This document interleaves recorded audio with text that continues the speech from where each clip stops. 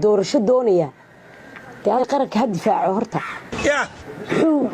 waa ku dooni doonaaba dalkiiba dagaal baa ka socdee waxba kama jiraan waxa iga been weyn nabadan ku joognaa barwaaqan qabnaa wax naga hadlaysan ma hadda ninka siyaasadda iyo doorashooyin iyo waxa ka hadlaya runtii waa inaan habeen jirin waxba kama jiraan waxa iga been weyn yaan laga ursan xagga dambe maanta dalkeena xaaladaadii aad u adag buu ku jiraa nabad baan arkaya wax nabadoo wax dhiboo jiraa ma jiraan waa midhan meelo ka dhacdhacaya de ninka doonaya maanta in dalkii lagu soo duulay doorasho la galo de habeen mu jirin berberaan nabada hargeysa nabada burca nabada boorama nabada waa ninaan garanaynba wax la soo maray marka waxaan leeyahay xisbiyada iyo ururada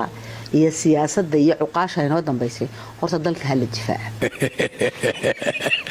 siyaasadda iyo waxaan imika laga hadlayo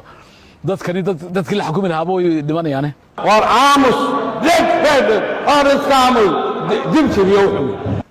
wuxuu dadkii la xukumi lahaa dadkii codayn lahaa iyo dadkii